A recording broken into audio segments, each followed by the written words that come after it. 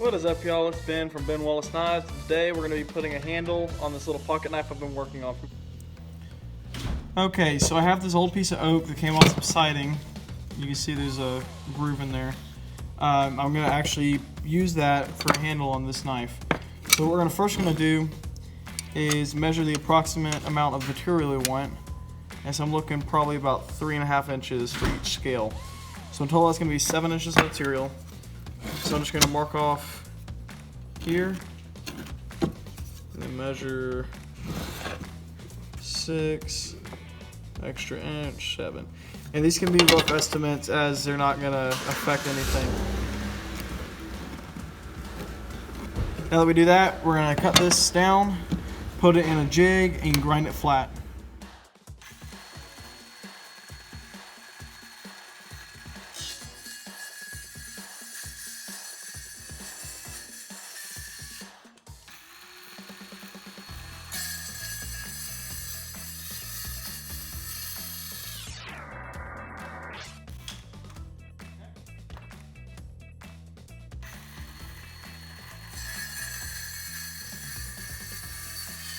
Okay, so we have our 2 scales cut. So the way this is going to work is they're going to sit like so.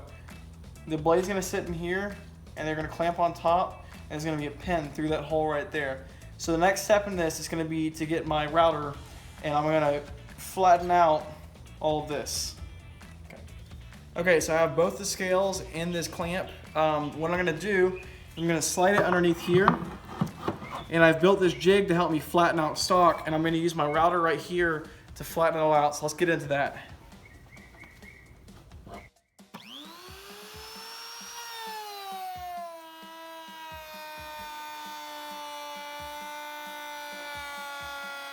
Okay, so I was making too deep of passes, so I raised the bit up a little bit, so we're gonna make a lot shallower passes. We're gonna have to adjust a little bit more, but it's gonna make it so it cuts a lot easier. Here we go.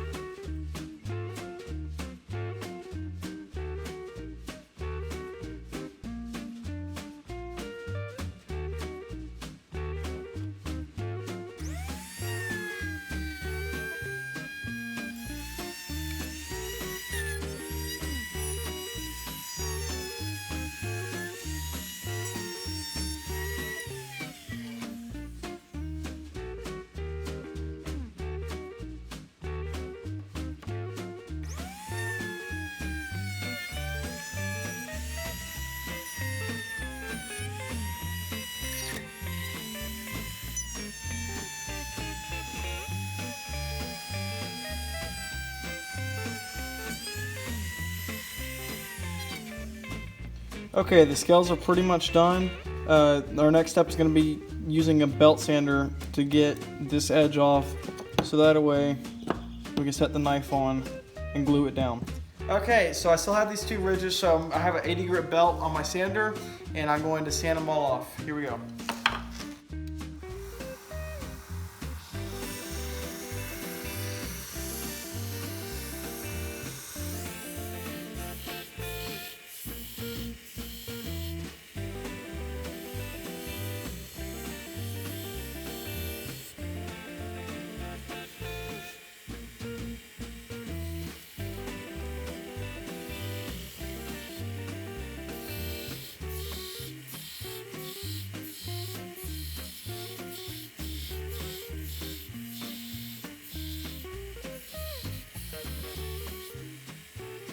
Okay, so our next step is to drill this hole into these blocks.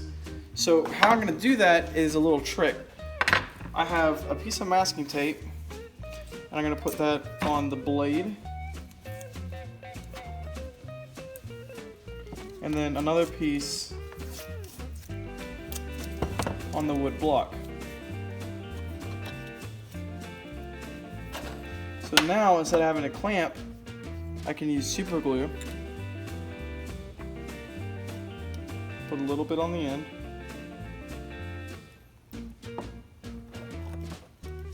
And super glue this blade on. So this is going to clamp the blade, and it will still allow me to peel it off because the only thing peeling off is the tape and not the glue. So it peels apart really easy, but it holds pretty strong. So I have my blade glued and a bit in my drill. Now I'm going to just go ahead and drill out that hole. And I'm just watching to make sure it's as straight as possible.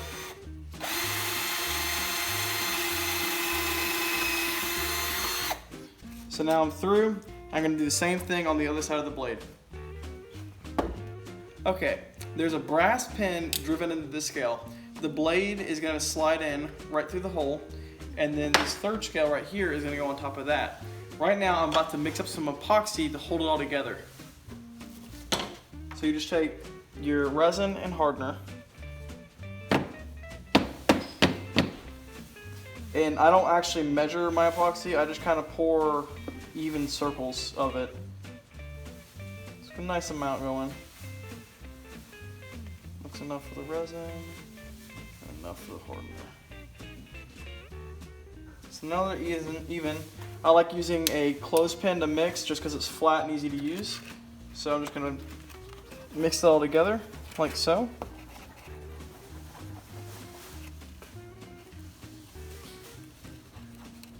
Now that it's mixed, I'm going to lather it on this first scale.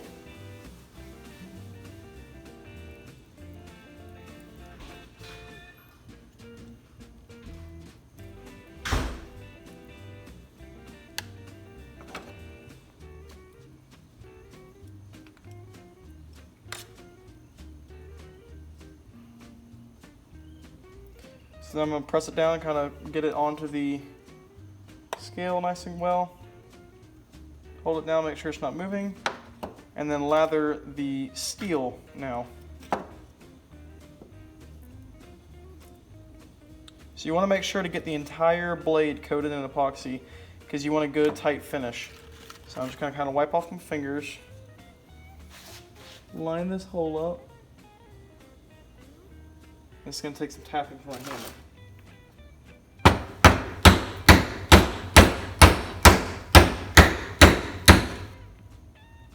It slides right down on top, like a glove.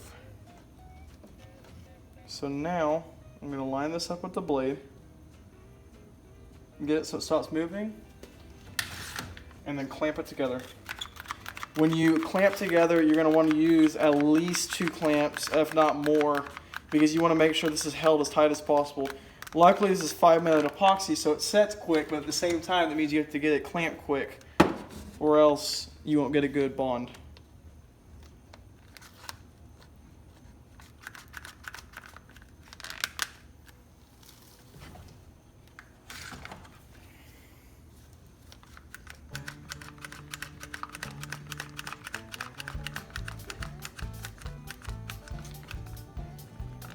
So now this is all clamped. We're gonna let it sit for about 15 minutes, just let it cure and harden. And then I'll be back and sanding it down later. Okay, it's been about 30 minutes. Our epoxy is finally set and cured. We're gonna cut down this pin now and rough around the handle. And then our next step will be to put on a 120 grit belt and get the curves into the handle. And we're back. So I just finished roughing down this scale. So my next step is going to be to take an 80 grit belt and just kind of flatten this out, lower it just a little bit, and then I'm going to move to a 120 grit belt and get rid of these sharp edges, and then it'll be on to hand sanding and then staining, and then we're done. Alright, so I have everything roughed down. It is 100% ready for the 120 grit. I'm going to get a camera set up on high speed, and we're going to just curve all this out and make it fit in the hand better, because right now it's a little sharp and it doesn't feel good to hold, so we're just going to roll these edges and then hand sand a little bit and then it's ready for stain.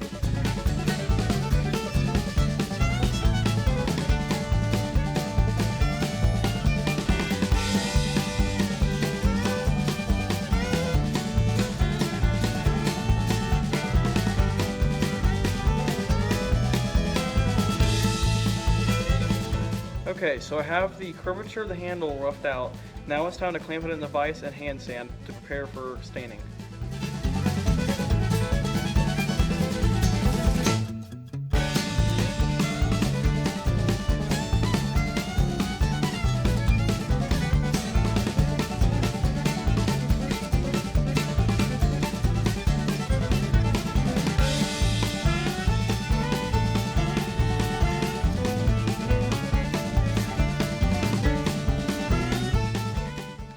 Just finished hand sanding, it is all ready. What I'm going to do next is rinse it off with some water to get all the sawdust on, wait for it to dry, and then stain it.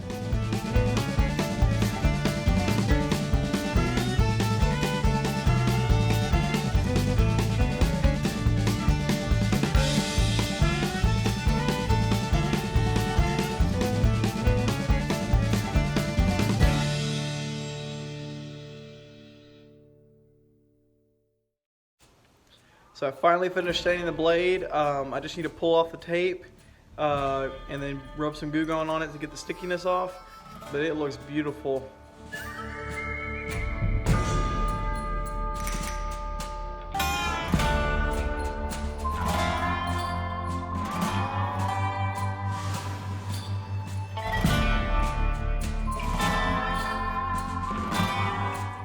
Thank y'all for tuning in. It really means a lot to me for y'all to come out here and watch my videos. I just love how this thing turned out. It looks beautiful. It's gonna hold up great whenever I'm working outside with it. I just had a lot of fun working on this knife. Can't wait to bring you more videos. I'll see you next time.